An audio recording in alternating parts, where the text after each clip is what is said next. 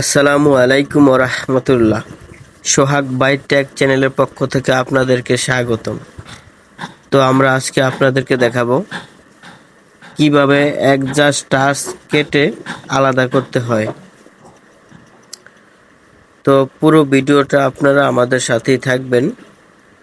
আমরা আপনাদেরকে দেখাবো যে কিভাবে টাচ কেটে আলাদা করতে হয়।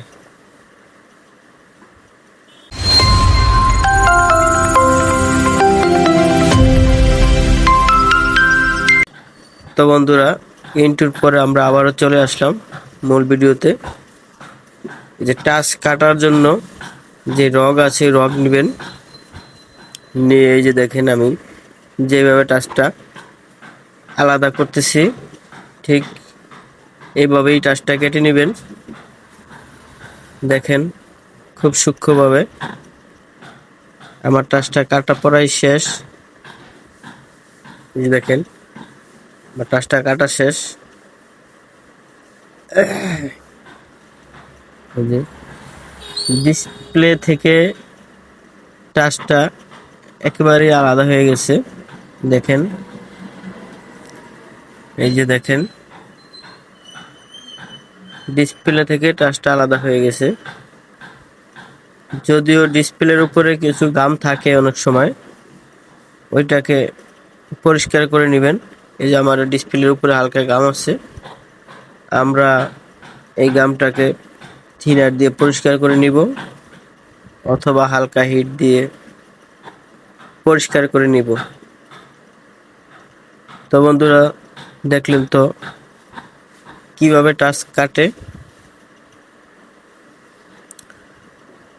তো আমরা আপনাদেরকে এটাই দেখানোর চেষ্টা করতেছি এবং দেখাইতেছি যে ঠিক কিভাবে একজাস্ট ফোনের টাচ কাটে। টাচ ডিসপ্লে একজাস্ট থাকলে ওটাকে কিভাবে টাচ কাটে। আপনার দেখা গেছে আপনার ডিসপ্লেটা ভালো, টাচটা কাজ করে না, আপনি ওই ক্ষেত্রে টাচ ডিসপ্লে ওটা চেঞ্জ করতে গেলে অনেক টাকা যাবে গা। এই জন্য আপনি টাচটাকে কেটে আলাদা করে শুধু ডিসপ্লেটা রেখে টাচটাকে চেঞ্জ করবেন, তাতে আপনার খরচ কম গেল আর আপনার অরিজিনাল টাচটাও থেকে অরিজিনাল ডিসপ্লেটাও থেকে গেল। এই যে দেখেন আমি এখন গামটাকে পরিষ্কার করব। এই যে হালকা হিট দিয়ে গামটা পরিষ্কার করে নিই। তো এইভাবে কাজটা করলে বেশ ভালো হয়। আমি এইভাবে কাজগুলো করি, বিশেষ করে আপনারাও এইভাবে কাজ করবেন।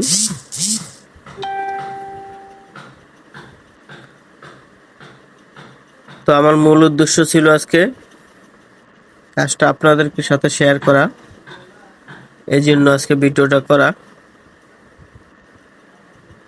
তো আমার ভিডিওটা যদি আপনাদের বিন্দু পরিমাণ ভালো লাগে থাকে, লাইক কমেন্ট শেয়ার এবং সাবস্ক্রাইব করে আমাদের পাশেই থাকবেন। আর ভিডিওর ভিতরে আমার কথার ভিতরে ভুল ত্রুটি হয়ে থাকলে ক্ষমা দৃষ্টি চোখে দেখবেন। ভালো মন্দ কমেন্টে জানিয়ে দিবেন। যদি আপনাদের নিত্য নতুন কোনো ফোনের ভিডিওর প্রয়োজন হয়ে থাকে তাহলেও কমেন্টে জানিয়ে দিবেন। আমি আপনাদের কমেন্টের ভিডিও দেওয়ার চেষ্টা করব। অবশ্যই ভিডিও দেওয়ার চেষ্টা করব।